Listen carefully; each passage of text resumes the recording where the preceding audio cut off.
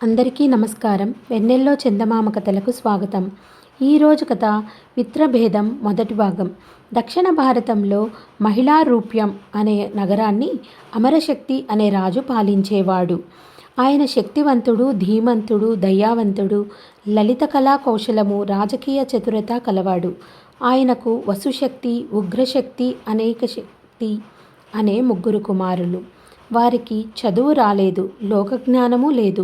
వారికి రాజనీతి, రాజతంత్రము, సాధారణ జ్ఞానము సైతం లేకపోవటం చూసి రాజుకు విచారం కలిగింది. ఆయన ఒకనాడు తన మంత్రులను పిలిచి, నా కొడుకులు మూఢులన్న సంగతి మీరెరుగుదురు. జ్ఞానము సద్బుద్ధి లేని కొడుకు గొడ్డుమోతు ఆవులాగా నిరర్థకం. అలాంటి కొడుకులను కనేకన్నా భార్య గొడ్రాలు కావటం మేలు, సన్యసించటం మేలు. అందుచేత నా కొడుకులలో జ్ఞానాన్ని వికాసింపచేసి వారిలో రాజనీతి, పరిపాలనా దక్షత కలిగించే మార్గమేదో చెప్పండి అన్నాడు. ఈ నగరంలోనే విష్ణుశర్మ అనే గురువు ఉన్నాడు. ఆయన సమస్త కళలను కాచి వడబోసినవాడు. అంతేకాదు, ఆయన అమిత సులువుగా విద్యాబోధన చేయగలడు. ఆయనకు మహారాజు గారు తమ కుమారులను అప్పగించినట్టయితే అతి శీఘ్రకాలంలోనే ఆయన వారిని రాజనీతిలోనూ ప్రపంచ జ్ఞానంలోనూ ఆరితేరేటట్టు చేయగలడు అని ఒక మంత్రి చెప్పాడు.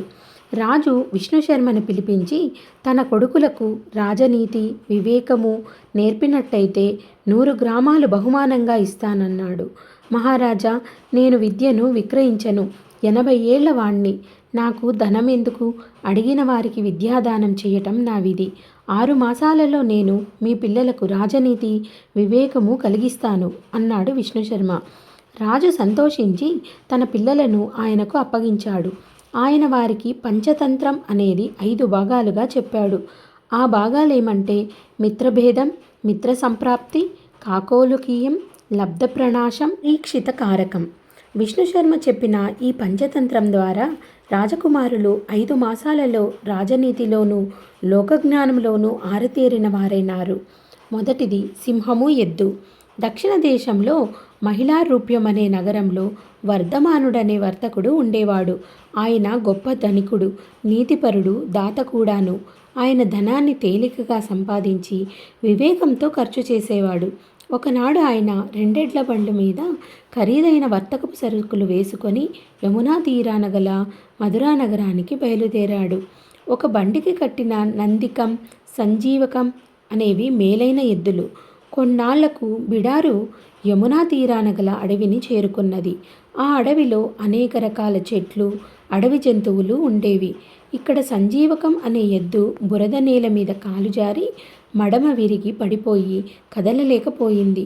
బండివాడు వర్ధమానుడికి ఈ సంగతి చెప్పాడు. వర్ధమానుడు ఎంతో చింతించి 5 రోజుల పాటు ప్రయాణం నిలిపి సంజీవకానికి చికిత్సలు చేయించాడు. కానీ ప్రయోజనం లేకపోయింది. ఆయన శీఘ్రంగా మధుర చేరుకొని పని చూసుకోవాల్సి ఉండడం చేత సంజీవకానికి బండివాణ్ణి మరొక సేవకుణ్ణి తోడు ఉంచి తగినంత మేత, డబ్బు వారికి ఇచ్చి ఎద్దును శ్రద్ధగా సంరక్షించి బాగు కాగానే నా వద్దకు తీసుకురండి. ఒకవేళ అది చావటం జరిగితే దానికి శ్రద్ధగా దహన సంస్కారాలు జరిపి మీరు వచ్చేయండి అన్నాడు. ఇలా చెప్పి ఆయన తన బళ్లను, సరుకులను మధురకు తరలించుకొని వెళ్ళిపోయాడు. ఆ 2 మనుషులు ఒంటరిగా అడవిలో ఉండటానికి భయపడి ఎద్దును అక్కడే వదిలేసి మర్నాడే తమ యజమానిని చేరుకొని ఎద్దు చచ్చిపోయిందని చెప్పారు. అయితే అదృష్టవశాన సంజీవకం కోలుకున్నది. అది క్రమంగా లేచి కుంటుతూ తిరగసాగింది. అది నింపాదిగా నడుచుకుంటూ అరణ్యం గుండా యమునా నది ప్రవహించే చోటుకు చేరుకున్నది. అది నది ఒడ్డున గల పుష్టికరమైన గడ్డి వేసి స్వచ్ఛమైన నదీ జలం తాగి త్వరలోనే బలాన్ని, ఆరోగ్యాన్ని పొంది శివుడి వాహనమైన నందికి సమానంగా తయారైంది. ఆ అరణ్యంలోనే పింగళకం అనే సింహము నక్కలను, ఇతర జంతువులను పరివారంగా పెట్టుకుని నివసిస్తున్నది. ఆ సింహం ఒకనాడు యమునలో నీరు తాగబోయి సంజీవకం పెట్టిన పెద్ద రంకె విని అలాంటి భయంకర ధ్వని చేసే ప్రాణి ఏమై ఉంటుందో తెలియక బెదిరిపోయింది. అది తన భయాన్ని పైకి తెలియనివ్వక నీరు తాగే ప్రయత్నం మాని మర్రి చెట్టు కింద తన నివాసానికి తిరిగి వచ్చి జరిగిన దాని గురించి ఆలోచించసాగింది. ఇతర మృగాలు దాన్ని పరివేష్టించి ఉన్నాయి. భయపడినప్పటికీ దాని గాంభీర్యం తగ్గలేదు. మృగరాజుకు మనిషి రాజులాగానే అభిషేకము, దుస్తులు, చదువులు అవసరం లేదు. ప్రకృతే దానిని రాజుగా సృష్టించింది. సింహం వెంట ఉన్న జంతువులలో కరటకము, దమనకము అనే 2 నక్కలున్నాయి. అవి పూర్వం సింహం కింద కొలువు చేసిన జంతువు బిడ్డలు. ప్రస్తుతం వాటికి పదవి లేదు. సింహం నది దాకా వెళ్ళి కూడా నీరు తాగకుండా తిరిగి రావటం దమనకం గమనించింది. అది తన తోబుట్టువైన కరటకాన్ని ఎడంగా తీసుకుపోయి, మన ఏలికైన పింగళకాన్ని చూసావా? నీరు తాగటానికి యమున వద్దకు వెళ్ళింది. నీరు తాగకుండా ఆకస్మికంగా ఎందుకు తిరిగి వచ్చింది? దాని ముఖం దీనంగానూ విహ్వలంగానూ ఎందుకు ఉన్నది అన్నది. దానికి కరటకం, తమ్ముడు, రాజుకు సంబంధించిన విషయాలలో జోక్యం కలిగించుకోకు. అలా చపల చిత్తంతో లేనిపోని విషయాలలో జోక్యం కలిగించుకునే వాళ్ళు శీల పెరిగిన కోతిలాగా వెంటనే నశించిపోతారు అన్నది. అదేలాగా అన్నది దమనకం.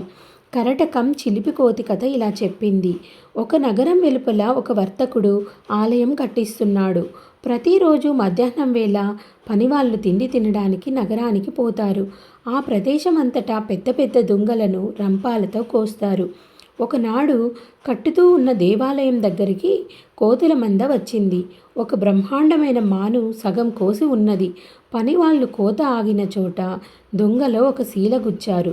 కోతులన్నీ గెంతుతూ ఆడుతూ ఉంటే ఒక చిలిపి కోతి ఆ శీలను చూసి, ఇది ఇక్కడ ఎందుకున్నది అనుకుని శీలను 2 చేతులా పట్టి బలం కొద్దీ పెరికింది. శీల లాగగానే ఎడంగా ఉన్న దుంగ భాగాలు కలుసుకున్నాయి. కోతి వాటి సందున నలిగి చచ్చిపోయింది. కరటకం ఈ కథ చెప్పి, అందుకే నువ్వు లేనిపోని విషయాల జోలికి పోవద్దన్నాను.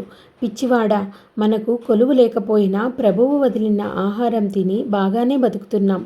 ఈ కాస్త పోగొట్టుకోవటం దేనికి అన్నది. ఇంకా ఉంది. ఈ కథ మీకు నచ్చినట్టయితే లైక్ చేసి, షేర్ చేసి మా ఛానల్ని సబ్స్క్రైబ్ చేసుకుంటారని ఆశిస్తున్నాను. Thank you.